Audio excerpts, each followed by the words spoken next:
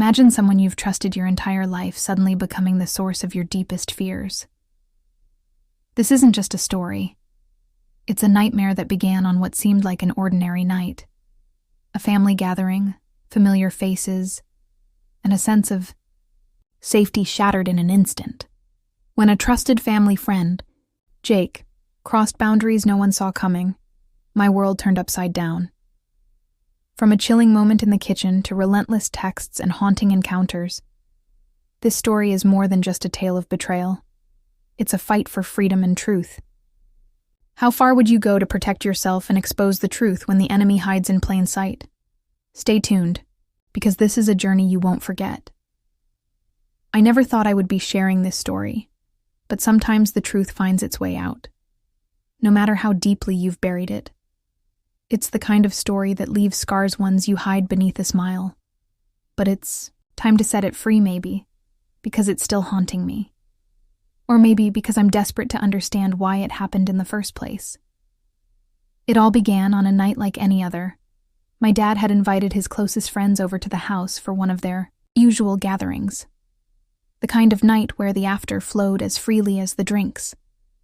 My father's friends had always been a presence in my life, their voices filling the house with loud jokes, and their faces etched into the backdrop of my childhood memories. But that night, one of them crossed a line I never saw. Coming, his name was Jake Charming. Smooth, the kind of man who could light up a room with just a smile, he had always been polite, friendly, even in a way that made him seem safe. I didn't think twice about him being there. Why would I? He was like an uncle, someone I'd known my whole life or so. I thought that night as the party buzzed on in the living room, I excused myself to grab a glass of water from the kitchen. The voices faded behind me as I stepped into the quiet space. That's when I first noticed Jake standing in the hallway alone, watching me. "Hey," he said, his voice smooth, almost too casual. "You've grown up a lot. I almost didn't recognize you." There was something in the way he looked at me that made me pause. His eyes lingered a little, too long, his smile a little too knowing. It made my skin crawl, but I brushed it off. Maybe I was imagining things, thanks. I said, trying to keep my tone light. I reached for the glass on the counter, but before I could fill it, he was closer. "Too close, you know, you're absolutely stunning," he murmured, his voice low now. Intimate, the kind of tone that made my stomach twist. I laughed nervously, stepping back. "Thanks, Jake. I'll let my dad know, you think?" So his hand shot out, catching my wrist. Before I could turn away, my heart pounded in my chest. As he leaned in closer, "You don't have to play coy with me. I see the way you look at me." I froze. My mind raced, trying to process his words, his actions. This wasn't happening. Couldn't be happening. I pulled my hand away, my voice trembling. "Jake, you're drunk. Maybe you should go sit down," but he didn't move. His smile didn't falter. Instead, he leaned against the counter, blocking my path. "Come on. Don't act so innocent. You're a grown woman now. You know exactly what you're doing." My pulse was deafening in my ears. I felt trapped panic clawing its way up my throat. But I forced myself to stay. "Calm, Jake, my dad's in the next room. Maybe you should go join him." His laugh was low, chilling. "Your dad doesn't have to know anything." Before I could respond, he stepped closer, his hand brushing against my arm. It was then that I felt the sharp sting of reality. This wasn't a misunderstanding. This wasn't a joke. He was serious. I jerked away, my voice louder. "Now, Jake, stop. You're making me uncomfortable for a moment." He just stared at me, the smile fading from his face. Then he stepped back, raising his hands in mock surrender. All right, no need to make a scene." I bolted from the kitchen, my heart racing. As I rejoined the party, the sound of laughter and clinking glasses was almost surreal.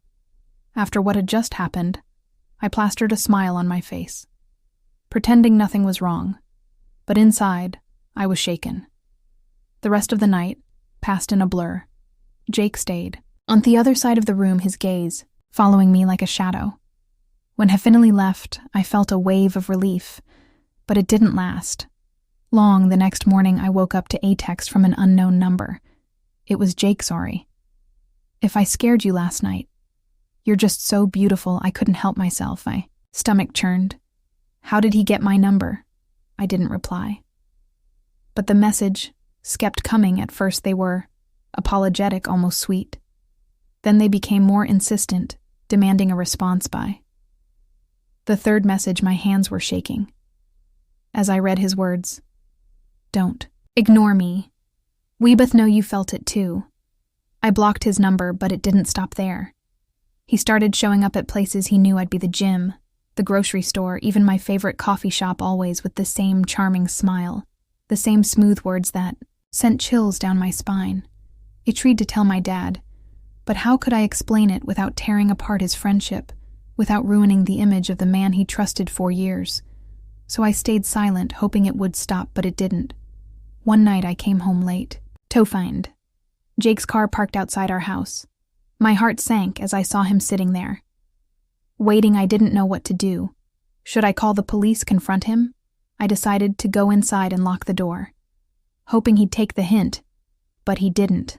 Moments later, there was a knock at the door. My dad answered, greeting Jake like nothing was wrong. "Hey, buddy, what are you doing here so late?" Jake's eyes met mine over my dad's shoulder.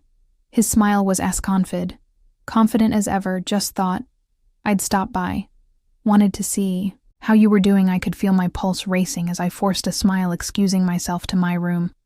I locked the door and sat on the bed, my mind racing.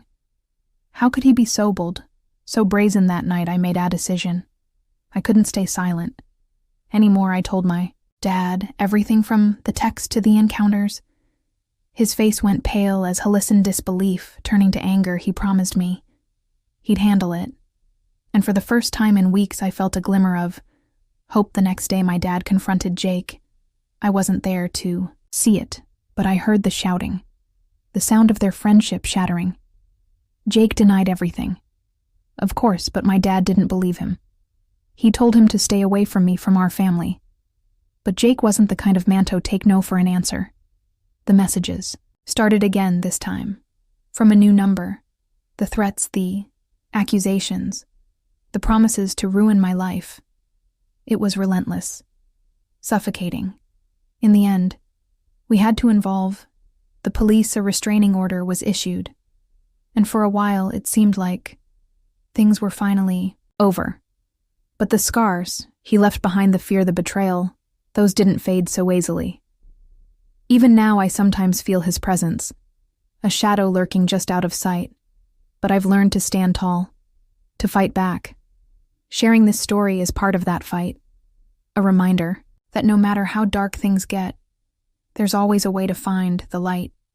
Sometimes, the most dangerous predators wear the masks of friends. Jake tried to steal my peace, but he underestimated my strength. If you're ever faced with someone crossing boundaries, remember, staying silent gives them power.